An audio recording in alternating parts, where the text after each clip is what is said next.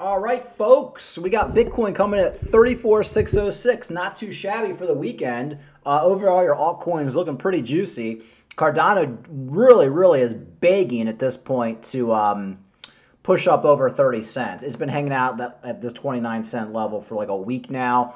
Litecoin pushing 70 cents. Guys, overall, everything looking good. We're going to talk about Vulcan Forge a little bit today. We're going to be talking about Bitboy. You know, probably one of the biggest dirtbag sleazeballs in the crypto space. Here he is right here. You know, I've been talking about Bitboy for a while. He got caught cheating on his wife about a month or two ago. Maybe it's 2 months ago. Adamant he's not getting divorced. We basically said he's getting divorced. There's no way. No ifs, ands, or buts about it. He's getting divorced. And, of course, he announced it last week that his wife is leaving him. Then just 2 days later, here he is. He's posting Halloween stuff with the girl he was basically having an affair with. Trying to get back to my cell before shift change, but I don't think I'll make it. I mean, how can you cheat on your wife, get caught, say you're not getting a divorce, everything's fine, and then like 2 weeks later, you say your wife's leaving you. 2 days after that, you're posting pictures with your mistress on your Twitter. This guy, Ben Armstrong, is the biggest dirtbag in crypto. Not just the biggest dirtbag in crypto. He's just like one of the biggest dirtbags around. He's your typical, as I've said in my previous videos, typical crackhead. Look, you get caught cheating on your wife, whatever. You don't post pictures of yourself with a girl on social media. I mean, I can only imagine his wife, Bethany, the amount of money she's going to get from him in the divorce. I mean, just for the overall prospect of you're going through a divorce, you don't put a picture of yourself and the mistress hanging out on Twitter. Unbelievable. You can't make this stuff up. And the comments are not very appealing. I mean, essentially the whole crypto space, every one of his followers is like, dude, you're a sleazeball. Here's one. This dude lied to his wife, his family. You think he's going to be honest about all these shit coins he's been shilling? This dude has put crypto back 5 years. I agree. That's why since I've been making videos, I've been saying Ben Armstrong is a big sleazeball scammer. Imagine being his kids when they come of age to be on the internet just to see his father disrespecting their mother for clout. And that's what it comes down to, guys. I mean, look, you cheat, you break up with your wife or your girlfriend, whatever. Nobody really fucking cares. But, like, you post it on Twitter, and he live streamed it on YouTube. He was caught with this girl 2 weeks ago when he got arrested trying to get that Lamborghini back on YouTube, like streaming it. So basically, here he goes right here. Ben, remember you said you regret not keeping your personal life private. That as well as just having basic respect for the mother of your children. Come on, bro. This is not the move. I mean, Ben puts a video out a week ago saying how much he loves that Bethany, how she's been through him and she stood by him. And then 3 days later, he's posting pictures with the slutty girl he's having an affair with. You can't make this up. That's why I've been begging you guys. If you guys are new to my channel, I know I got a bunch of new subscribers over the last week. You guys have to understand, guys like Ben Armstrong are a complete sleazeball, and I realize everybody can see it now, but I was calling on this channel 2 years ago when I had nobody listening, or a year ago, or whenever the hell I started this channel. I was saying, the guy's a sleazeball, don't listen to him. You can find my videos.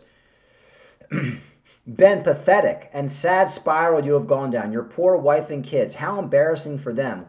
What happened to Mr. Christian, churchgoer, all-time driving the car to church? Think about your wife, mate. Don't mean to be prude, but this is inappropriate. Every single person. So that's why I said, though, like, all Ben Armstrong had to do was make YouTube videos, talk about YouTube. He'll basically put Discovery out of business. He'll build his business back up. But he can't help himself because he has the mind of a crackhead. So here he is, posting a picture with the mistress. Here is ex-wife holding down the house, raising the kids. Meanwhile, an entitled clown husband getting up to no good. Your wife dodged a bullet. You should be ashamed of yourself. I mean, this is everybody. This is his followers. This is all of his followers.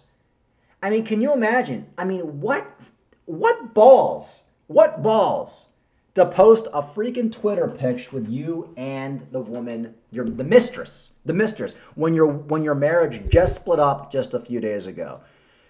I've always said, guys, this is like the best reality show, but it's almost getting sad at this point. And here it is right here on his main Twitter. Yeah, so that's it with him. I don't know, guys. I mean, as long as you guys understand, Bitcoin Mike called it right. I say he's a sleazeball. I said he's a loser. I say he's a con man. Anybody who would do that to the mother of their kids, like no matter how much he doesn't like his wife Bethany anymore, like this is the mother of your kids, and you post a picture with the side chick on Twitter. Unbelievable. And I pretty much, this is a video I made. I made this video 1 month ago, and here's me kind of talking about it. I'm 100% right. I called it all. So this is the girl he's having an affair with. Fake eyebrows, you know, I mean, pretty to a point, piercings in her lips. I mean, but she's trouble. You hang out with this girl, you're in trouble. She's going to get you, you know, this is the kind of girl you get drunk with. You wake up the next morning with all your money gone. You got tattoos all over your body. Like, there's no good can coming out of this woman. She's not like a family-friendly woman. And here's Ben's wife, obviously a loving, just normal suburban housewife. And, I mean, you know, thankfully he has her in his life, but he keeps running back to this because he's a weak man. And the more time he spends with her, the worse it's going to be for him, because this girl is nothing but trouble. So that's why I think this is probably the tipping point for his wife, Bethany. I think Bethany is her name, and I think she'll probably, and I think I think she knows if she files for divorce from Ben, that's going to be it. Like anyway, called it all on this channel. Like I said in my previous video, not only are we crypto geniuses on this channel, we're also, you know, marriage counseling geniuses. We specialize in affairs of the heart on this channel. But anyway, all jokes aside, guys, can you imagine? Get caught cheating with your wife. Your wife is nice enough to make a video with you saying how she's going to stick by you, trying to help you through your tough time because she knows you're a crackhead loser. Then a week later, you're posting pictures with your side chick again. So, anyway, we all know whatever's going on between him and Cassidy is going to end very badly. And the only benefit right now for Ben Armstrong is we're probably going to be going into a bull market, so he's going to be having a lot of money coming in. So my prediction is you'll see Ben, you know, probably doing okay, you know, with all that money coming in going into the bull market, but once we get out of the next bull market, I think he'll probably end up in jail, prison, hospital, dead, broke. But the end result for Ben Armstrong, like I've been saying for the last year, is broke and destitute, which he was begging for money for a month ago, so he pretty much called that right. Just very sad, very, very sad, just to embarrass your family like that. Look, cheat on your wife, whatever, get divorced, but don't post that shit online with your fucking mistress, man. Like, that's below, like, the lowest of white trash. You know, there's nothing worse than ghetto trash, and there's nothing, in my opinion, even worse than white trash. And Ben Armstrong, Georgia, white trash. And that's all he'll ever be, and a crackhead. All right, that's the Ben Armstrong news. I've said my piece on that one. We talked about Vulcan Forge. I came back talking about Vulcan Forge about a week ago when it was 370 or whatever. I said, guys, if you're looking to get into a gaming project, one of the best ones that got hit hard in the bear market is Vulcan Forge. Since then, it's pumped like $1. You know, it's pumped like 50% since we started talking about it again. I'm not going to say too much about it, but I did notice that Anthony Scaramucci, you know, Donald Trump's man, or used to be his man, used to be the press secretary or whatever, you know, big multi-billionaire Scaramucci is a major investor in Vulcan Forge. You know, it's hard when you're picking these little stinky pinky, little tiny gaming tokens. Like, you don't know what to pick because, you know, a lot of them are pump and dumpers. A lot of them can go to zero. Guys, if you're going to pick one, it's not too late. I predict a high between $75 and $100 for Vulcan Forge going into late 2024, 2025. Eventually, Vulcan Forge is going to be back up to $8, $10, $12, and then it's like you're kind of missing the bulk of the run here. So, but remember, it's very volatile. You know, Vulcan Forge could be right back down to $3 tomorrow. But in the end, I think we're probably going to see it between a $55 and a $55 to $100 Vulcan Forge. All right, that's Vulcan Forge. I'm going to talk about Vulcan Forge a lot because I know I'm going to be proven right on Vulcan Forge. So I don't want to be in a situation where I didn't warn you guys. It's going to be a very, very good project. Cardano. You know, Cardano is just begging to hit 30 cents. Once it does, we might get a rejection. But I predict in a few weeks, if Bitcoin continues to do what it's due, you're probably going to see Cardano back up to 40 or 50 cents. No question in my mind. And as you guys know, I'm predicting to be between a $5 and an $8 Cardano for the next bull market. Here's an article I found. Cardano TVL growth remains unhinged, hits 250 million. Cardano shows exceptional performance in DeFi. And of course, as we know, the big DeFi player right now is Ethereum, but every bull market, Ethereum gets so bogged down with fees. It gets so expensive to use. I remember last bull market, I tried to buy some little DeFi projects, little coins on Ethereum. It was like $250 to buy like $100 for some of these projects. And I was like, this is ridiculous. So you're going to see a lot of people leaving Ethereum, going to other coins like Salana, Cardano, Polymatic. Cardano shows exceptional performance in DeFi landscape, turning into one of the fastest growing networks in the field.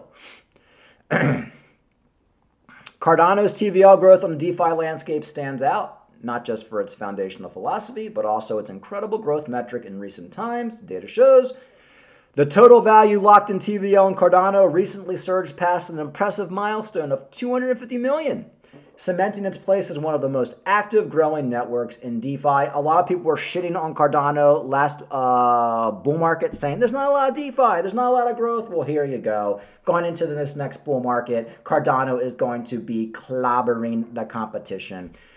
Comparing Cardano's growth trajectory to another significant player, Ergo sheds light on the momentum Cardano has managed to garner. As of late 2023, Ergo's TVL is recorded at approximately 7.17 million, while Ergo has itself merits, has shown consistent growth over the year. In a nutshell, I'm not going to read the whole article. Cardano is making strides. It's been making strides in the bear market. We've been talking about TVL growth on Cardano like at the lows.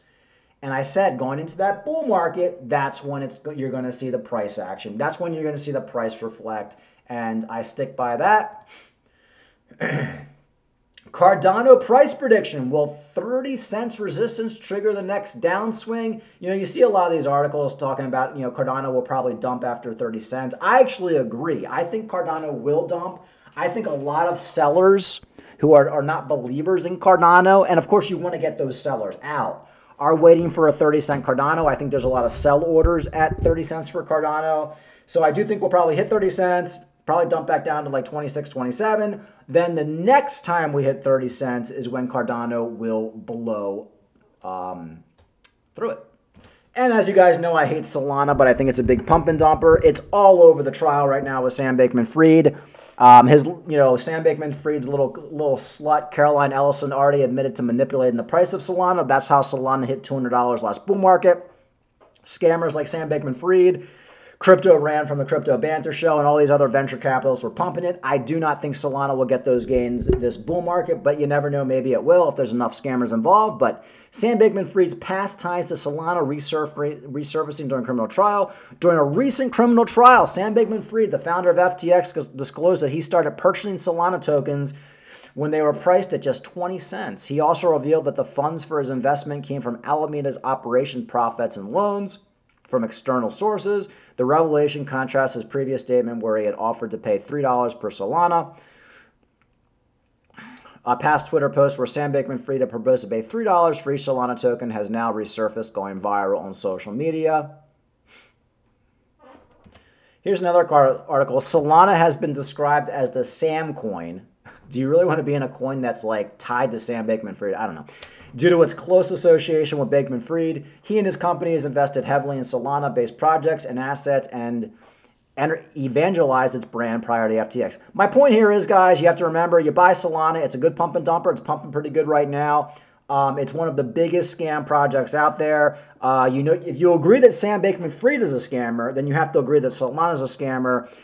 He was in cahoots with all of the Solana creators. They were manipulating, they were selling, they were holding back the price. A lot of the outages on Solana were basically man-made just so they could manipulate the price. So you're in Solana right now. My advice, whenever you get into profits, take profits, because I do believe that Solana will eventually go to zero. I'm not a big believer. All right, is that it? Let's see what else is going on. We talked about Bitboy. Let's look at the market. Bitcoin 34,641, not bad for the weekend, like I said. Cardano really close to 30 cents. Dogecoin's almost back up to 70 cents, or 7 cents, I should say. VeChain's been pumping almost 2 cents for VeChain. see what's going on with some of these other coins. And we got Theta almost back up to 70 cents. So, you know, things are looking good, guys. Things are looking good. But this is your typical coming out of the bear market. Oh, and you have Theta trending. So like I said, guys, I've been talking about Theta on this channel for a long time. Good project based out of San Francisco. Was one of my biggest gainers back in 2020. And I think Theta will probably hit a high of between $15 and $20. At minimum, probably get back to all-time high of like $13 or $14. Remember, just because your coin isn't like, they're not talking about it right now, that's the time to buy that coin. That's just like words of wisdom. You buy the coin when it's still under the radar. Theta is not a pump and dumper. It's a good project. Some of the founders went to MIT. They've been around for multiple bull and bear markets now, or at least they've been through one bear and bull market. And like I said, I've witnessed people get rich off Theta. I only wish I bought more last time. All right, guys, like and subscribe. Talk to you later.